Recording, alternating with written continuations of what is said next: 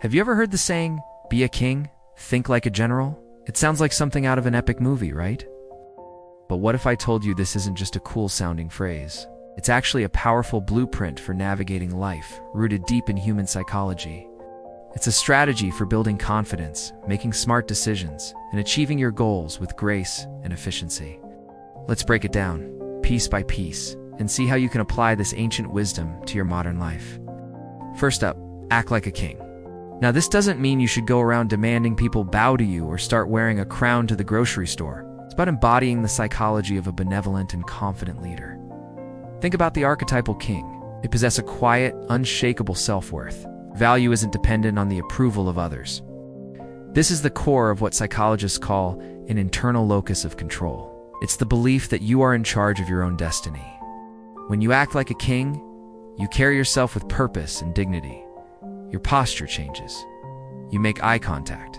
You speak with clarity and conviction, not because you're arrogant, but because you believe in what you're saying. This isn't just about faking it till you make it. There's a psychological feedback loop here. When you adopt the body language of confidence, your brain actually starts to believe it. It releases chemicals that make you feel more powerful and less stressed.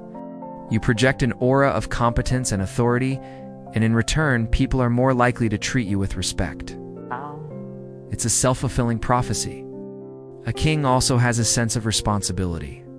They are responsible for their kingdom, their people. In your life, your kingdom is your circle of influence, your work, your family, your personal projects.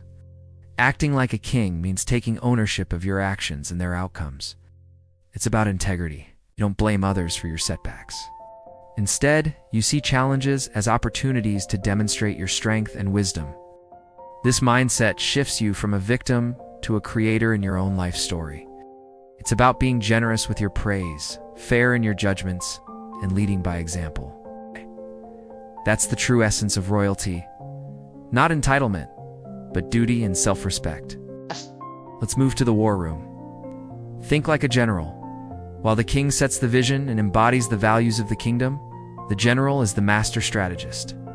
This is where we dive into the psychology of planning, foresight, and tactical thinking. A general never rushes into battle without a plan. They study the terrain, understand their own strengths and weaknesses, and try to anticipate the enemy's every move. In our lives, the battlefield is our set of goals, and the enemy can be obstacles, competition, or even our own self-limiting beliefs. Thinking like a general means you don't just have a dream, you have a strategy.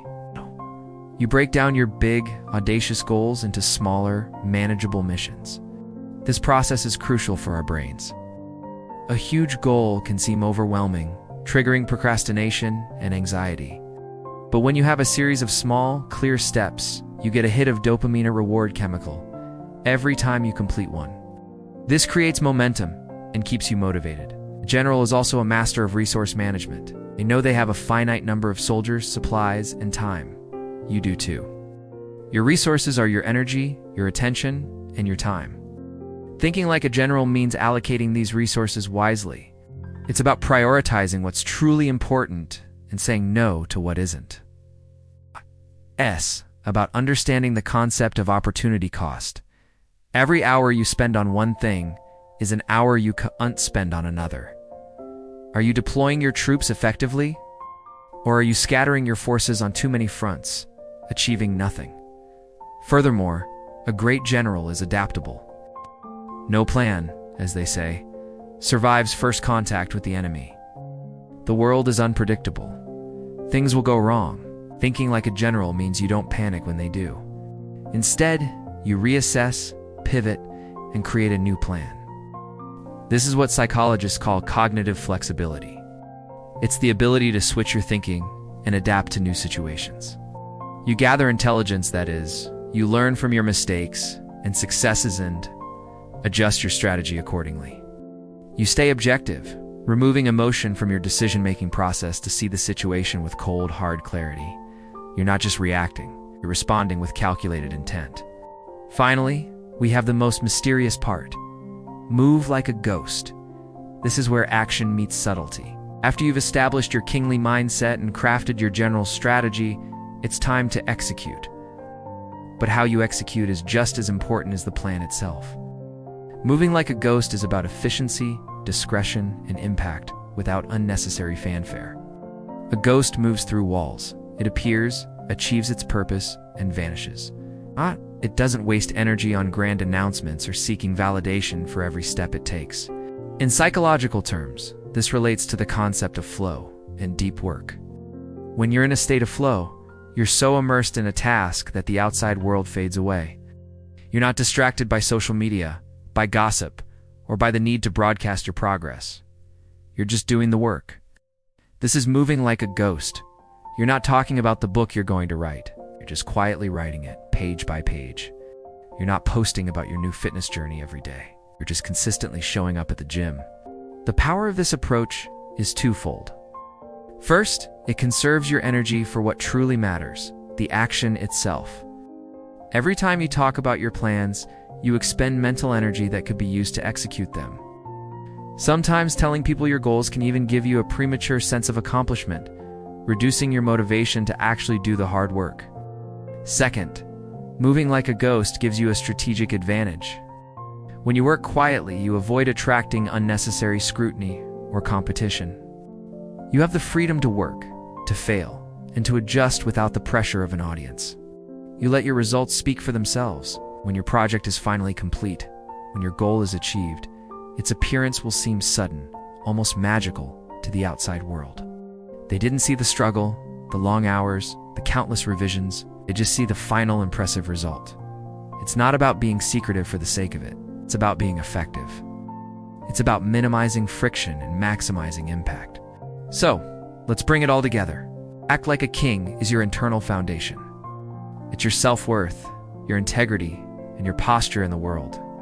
It's the why behind your actions. Think like a general is your strategic mind. It's your ability to plan, to anticipate, and to adapt. It's the how you will achieve your goals. And move like a ghost is your execution. It's your focused, efficient, and discreet action.